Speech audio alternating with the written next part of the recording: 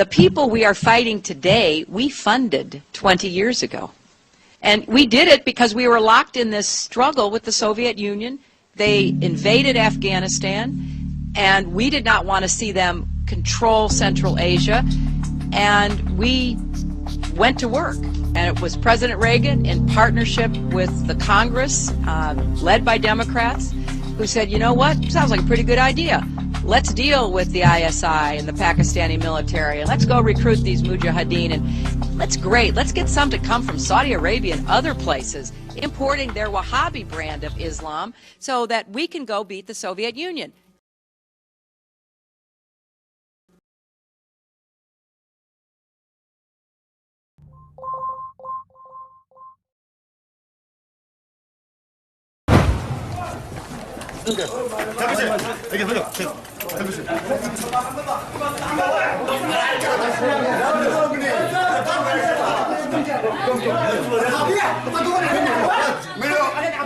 تعبت مو احفر ما بيك حيل من راح صرت شيخ صحوه وتلزمون سيطرات.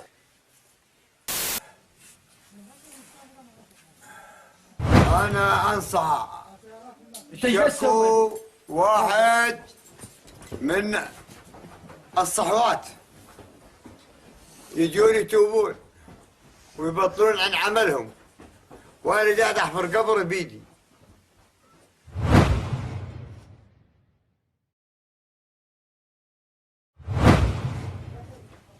وجوني البيت وخذون من بيتي، من نص بيت عائلتي المغرب، ما يعصيهم اي انسان.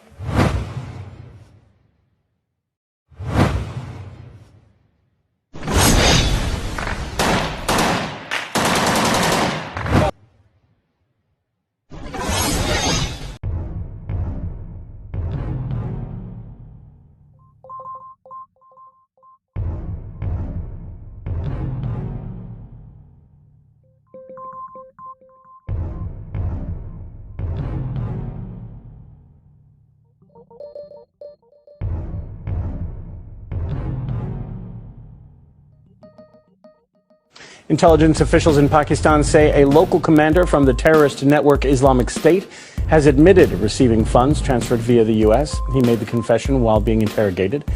Pakistani police arrested an ISIS commander, Yusuf al-Salafi, and sources told Pakistan's Express Tribune that the commander confessed to receiving funds routed through the United States to recruit young people to fight in Syria.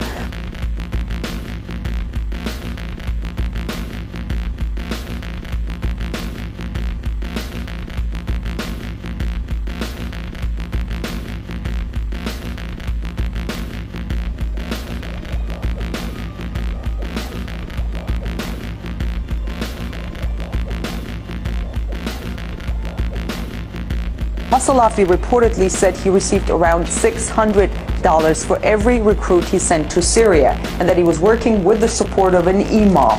The paper quotes one source saying the U.S. has been condemning the Islamic State activities, but unfortunately has not been able to stop the funding of these organizations, which is being routed through the U.S.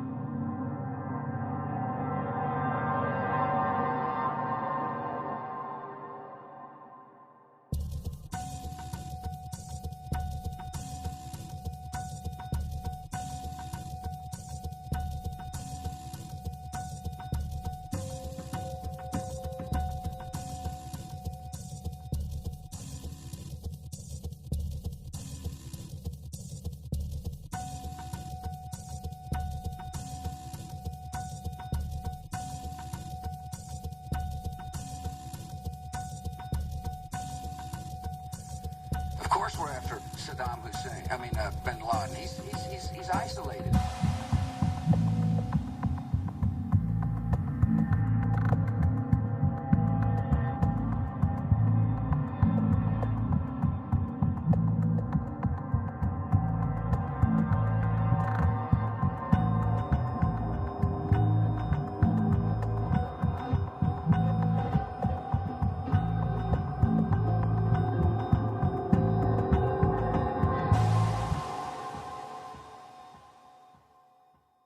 So, you see, the Al-Taqwa Bank is tied to Nazi supporters, personal friends of Adolf Hitler.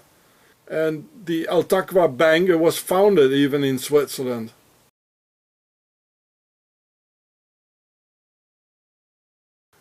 It says the Al-Taqwa Bank is founded in Switzerland.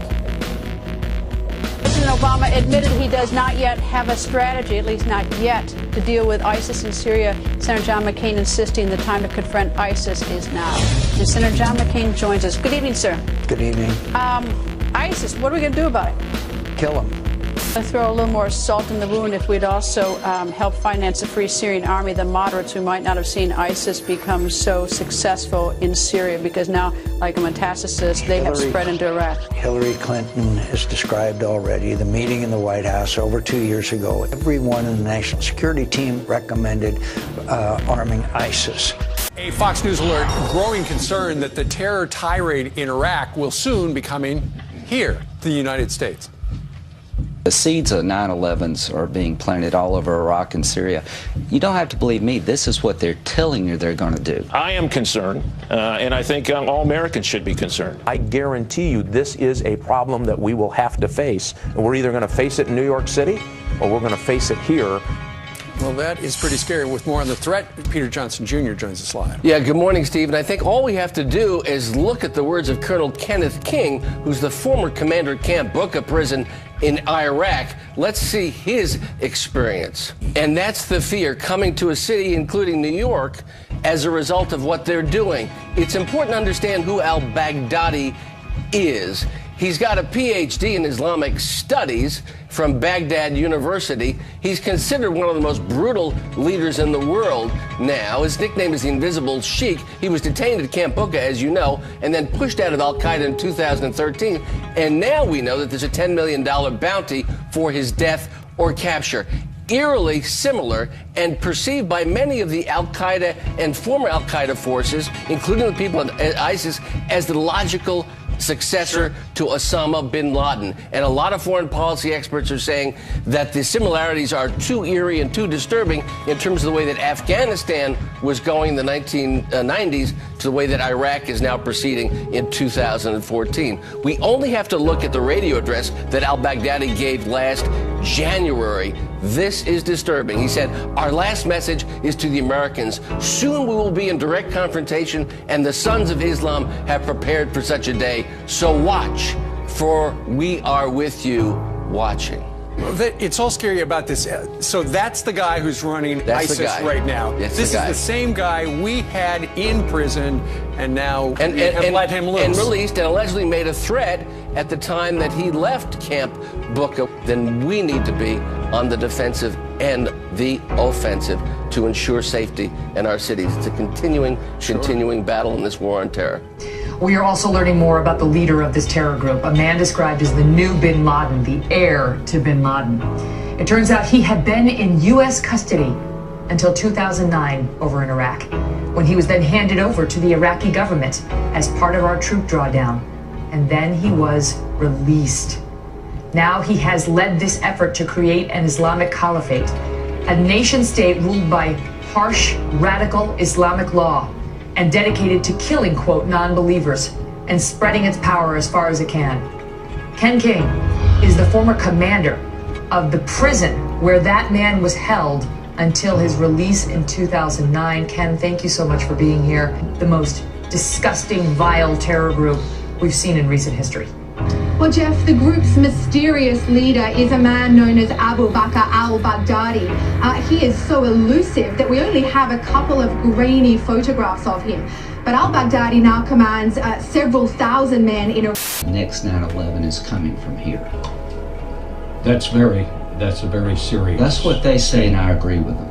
You think that we could have another... Oh, I think it's inevitable. He told me and the soldiers that were around me, "I'll see you in New York." That is just chilling. This man, Abu Bakr al-Baghdadi, has his eye on New York and his intentions are evil. I'll see you guys in New York.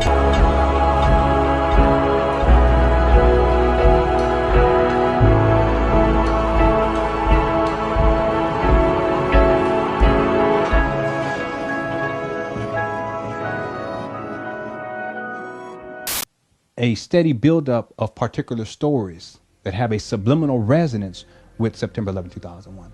In other words, these subliminal resonance functions to trigger the trauma of September 11, and people begin to experience levels of fear. They're being re-traumatized in essence. The psychological warfare is usually issued through fear. There's your fear. And usually this fear comes out of a trauma, a traumatic event. Any traumatizing event, media uses this to its advantage. I mean, that's some serious mind control propaganda. If you all really think about it, this one event, this traumatizing effect of this event and how it has impacted our subconscious mind is truly profound.